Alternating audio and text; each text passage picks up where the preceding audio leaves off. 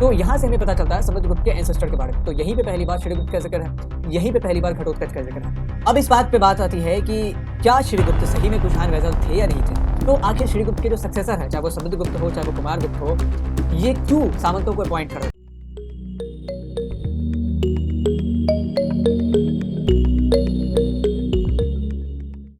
So hello and welcome to Blade Learner. I am Sudhanshu and आज इस video में बात करेंगे एक क्वेरी के ऊपर। वैसे तो बहुत सारी क्वेरीज हमारे पास आती है, लेकिन कुछ कुछ क्वेरीज ऐसी आती है जिन पे हमें लगता है कि एक कलेक्टिव वीडियो बनाना चाहिए, जो कि बहुत सारे स्टूडेंट्स के प्रॉब्लम को एक ही सिंगल वीडियो में कवर कर लेंगे हम लोग। क्योंकि बहुत सारी क्वेरीज होती है जो कॉमन होती है। जैसा हमने पिछले वीडियो में चर्चा करा था कि भाई हड़प्पा सिविलाइजेशन में जो वेट स्टैंडर्ड था, कैसे वो बाइनरी मेजर किया जाता था, उसमें हमने ब्रिक्स के स्टैंडर्डाइजेशन पे भी बात करी थी, ड्रेनेज पे भी बात करी थी। तो ये सारी जो समस्या है, ये सारी जो क्वेरीज हैं, बहुत सारे स्टूडेंट्स की कॉमन क्वेरी है। तो हम कोशिश करते हैं कि जितनी भी क्वेरीज आती है उनमें जो कॉमन क्वेरीज हैं उन पे एक वीडियो ही बना दिया जाए। सेपरेटली तो हम उनको जवाब देते ही देते हैं, बाकी एक वीडियो अगर बना दी जाएगी तो बहुत सारे लोगों की क्वेरी एक कलेक्टिवली एक सिंगल वीडियो के द्वारा ही सॉल्व हो जाएगी। तो जो आज की क्वेरी हमारे पास, उसमें ऐसा सवाल पूछा गया है कि जो गुप्ता अम्पायर के फाउंडर हैं श्रीगुप्त, वो खुद एक कुषाण वेजल थे। वेजल मतलब सामंत। तो क्यों गुप्ता अम्पायर में सामंतों को इतनी तरजीह दी गई, सामंतों को अपॉइंट किया जाता था। जब ये जो Kushan empire sorry Gupta empire के जो फाउंडर है श्रीगुप्त, वो खुद जब एक कुषाण वेजल थे, कुषाण सामंत थे, उनको खुद पता था कि हमने सामंत से उठ के एक अम्पायर बनाया है। तो क्यों उनके जो सक्सेसर है, चाहे वो समुद्रगुप्त हो चाहे वो कुमारगुप्त हो या स्कंदगुप्त हो, वो सारे लोग सामंतों को अपॉइंट करते हैं या उनके बाद सामंतों को अपॉइंट किया जाता है, क्योंकि उन्होंने देख लिया था कि उनके जो फाउंडर है, उनके जो रूट है, वो खुद सामंतवाद से कनेक्टेड है। तो कोई ऐसा क्यों करेगा कि अपने लिए खुद ही गड्ढा खोदे। तो इस चीज़ को बेसिकली हमें आंसर करना था, ये क्वेरी आई थी। यहाँ पे बहुत बेसिक से शुरू करेंगे, एकदम श्रीगुप्त की हिस्ट्री से शुरू करेंगे।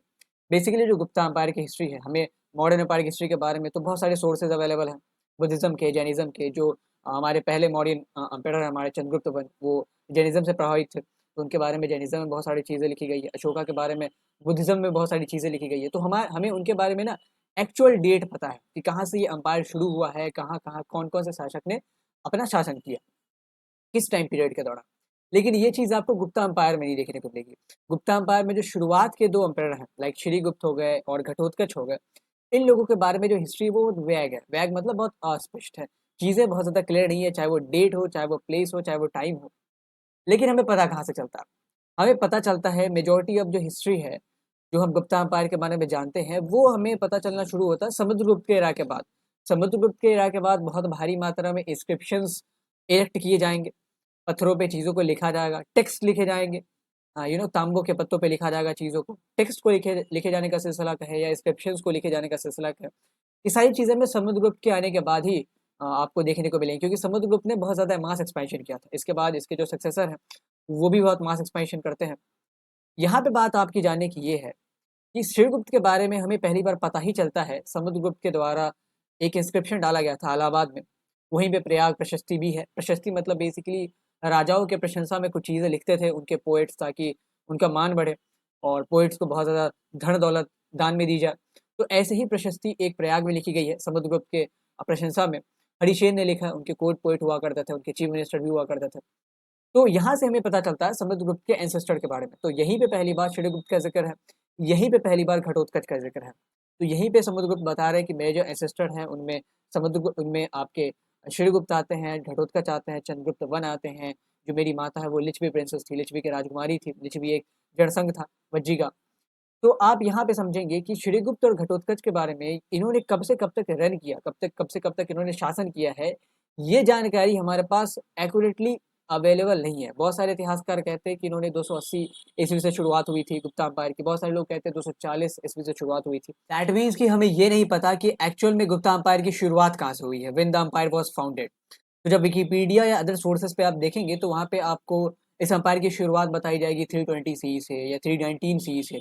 तो ये जो एरा है वो समुद्रगुप्त के फादर चंद्रगुप्त वन से शुरू होता है। उनसे पहले की जो हिस्ट्री है, चाहे वो घटोत्कच की हिस्ट्री हो या श्रीगुप्त की हिस्ट्री हो, इनके बारे में हमें ज़्यादा नहीं पता है, क्योंकि इन्होंने अपने क्वाइंस में भी अपना जिक्र नहीं करा था, ना ही अपने नाम का, ना ही अपने टाइम पीरियड का। अब इस बात पे बात आती है कि क्या श्रीगुप्त सही में कुषाण वैसल थे या नहीं थे।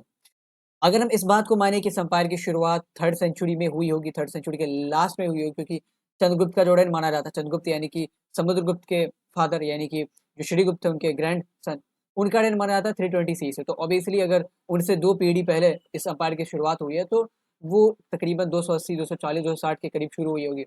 तो हम ऐसा कह सकते हैं कि ये लोग कुषाण के कंटेम्पररी रहे होंगे।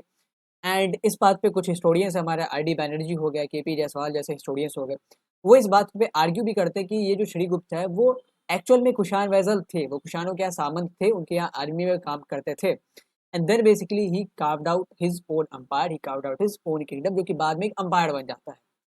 अब यहाँ से बात आती है, अगर इस बात में कोई भी सत्यता है कि जो भी KP.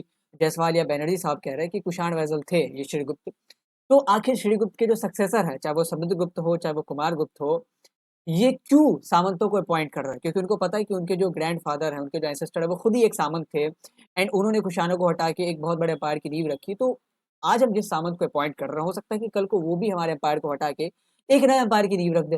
This is rightly possible, certainly ऐसा हो सकता है।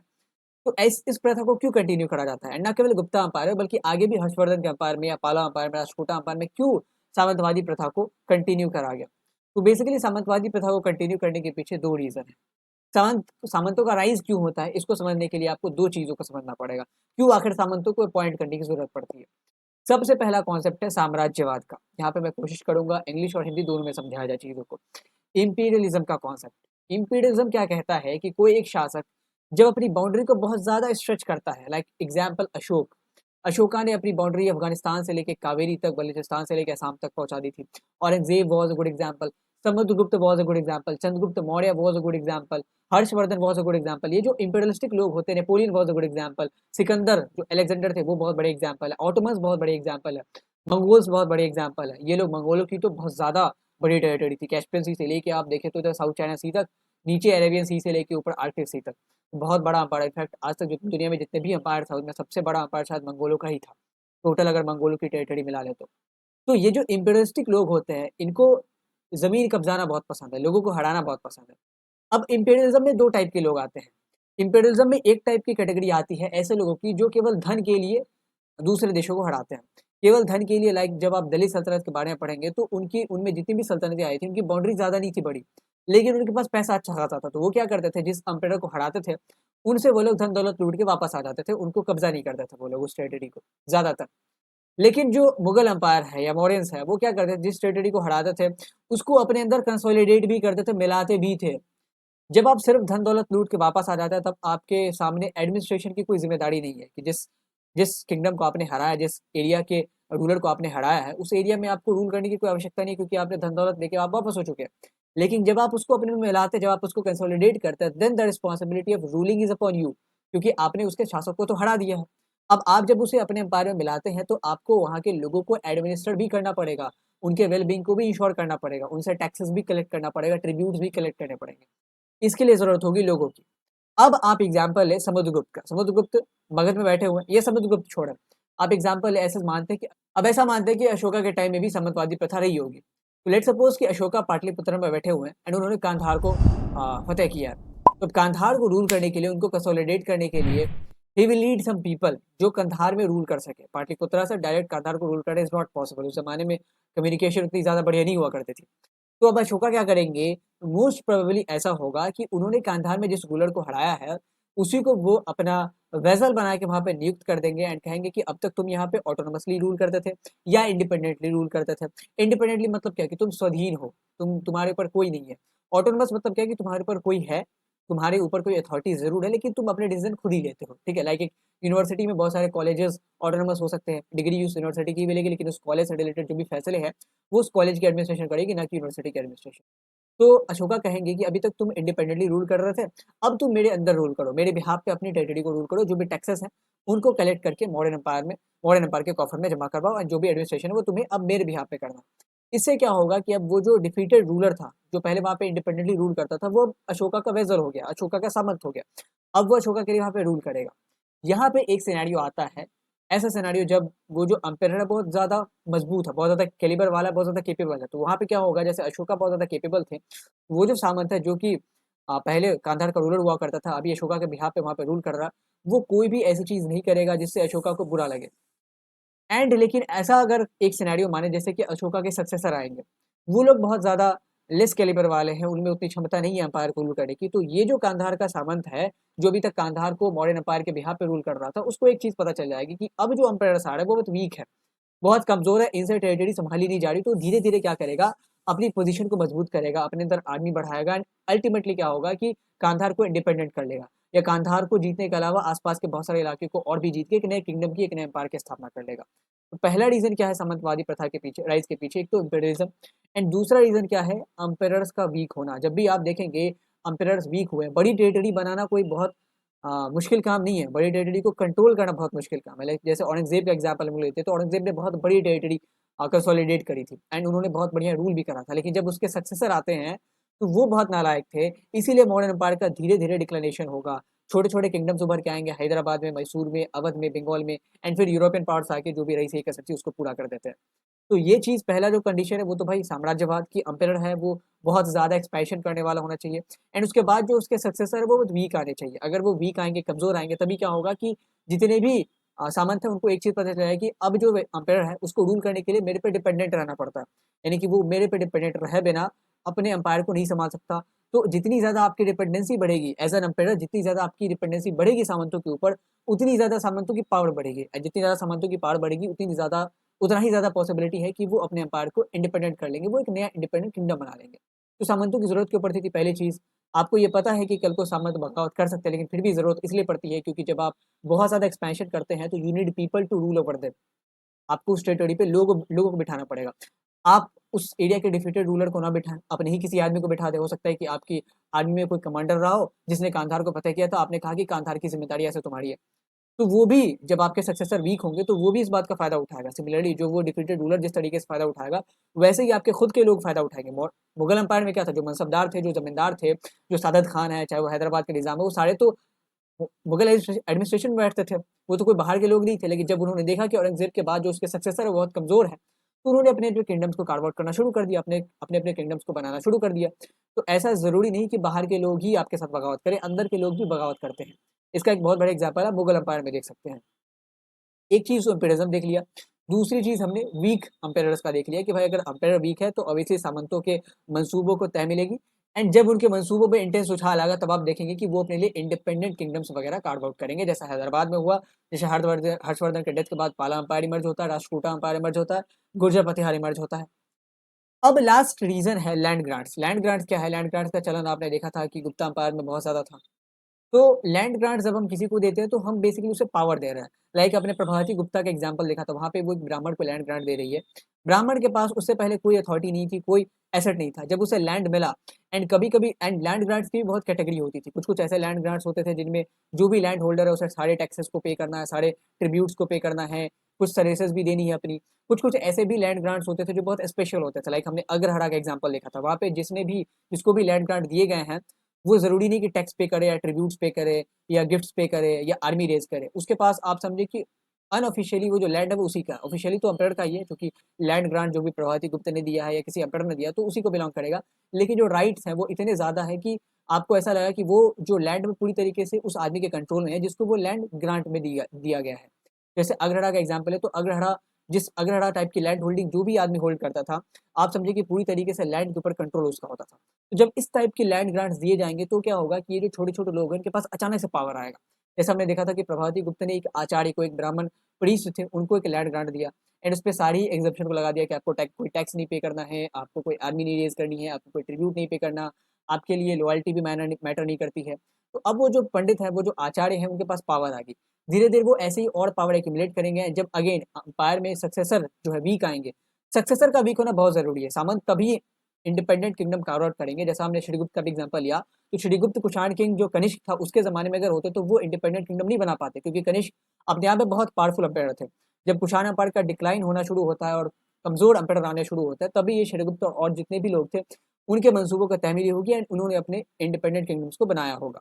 तो ऐसे ही आप एग्जांपल माने कि जो अग्रहरा लैंड ग्रांट्स उस ब्राह्मण को दिए गए हैं, हो सकता है कि आगे चल के एम्पायर बहुत कमज़ोर आ जाए एंड इस ब्राह्मण की जो लैंड ग्रांट्स हैं उनमें और बढ़ोतरी हो धीरे-धीरे। तो ये एक बहुत बड़ा एक अथॉरिटी बन जाएगा एंड धीरे-धीरे ये भी हो सकता है कि अपना एक इंडिपेंडेंट किंगडम कार्व आउट करे। लाइक मैंने सतवाहना का एग्जांपल लिया था, वाकाटकाज़ का एग्जांपल लिया था। सतवाहना तो क्षत्रिय थे भी नहीं, वो तो ब्राह्मण थे। तो एक ऐसे इमर्ज हुए होंगे, ऐसे ही इमर्ज हुए होंगे।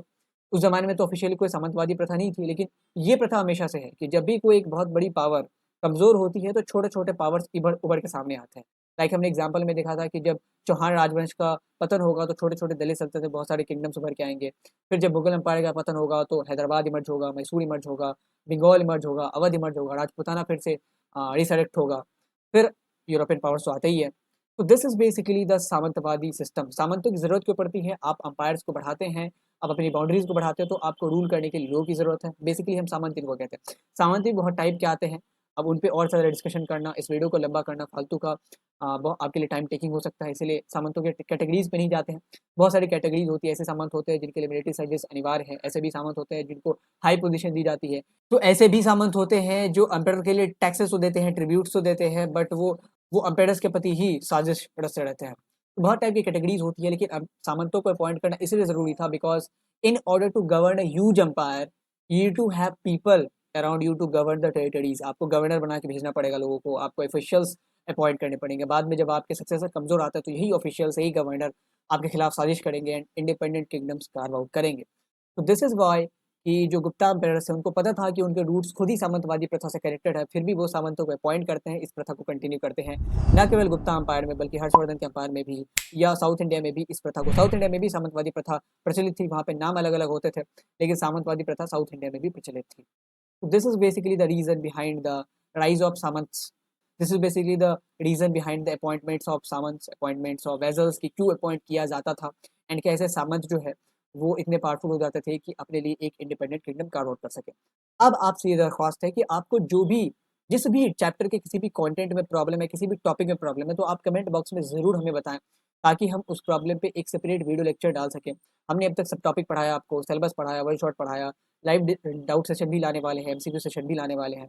नाउ वी वांट कि आप जो भी डाउट ऐसा चाहते हैं जिसमें बहुत ज़्यादा आपको दिक्कत है, आप चाहते हो उस पे एक सेपरेट वीडियो आए, तो आप प्लीज़ कमेंट सेक्शन में हमें बताएँ ताकि हम उन पे वीडियोज़ रिलीज़ करें। ना केवल आपका फ़ायदा हो बल्कि आपके तरह और भी बहुत सारे स्टूडेंट्स हैं जिनके दिमाग में शायद ये कॉमन डाउट्स रहते होंगे, उनको भी इस वीडियो से बेनिफिट मिले। तो पेशेंटली इतनी दूर तक वीडियो देखने के लिए आपका तहे दिल से धन्यवाद। Thank you for watching, have a great day.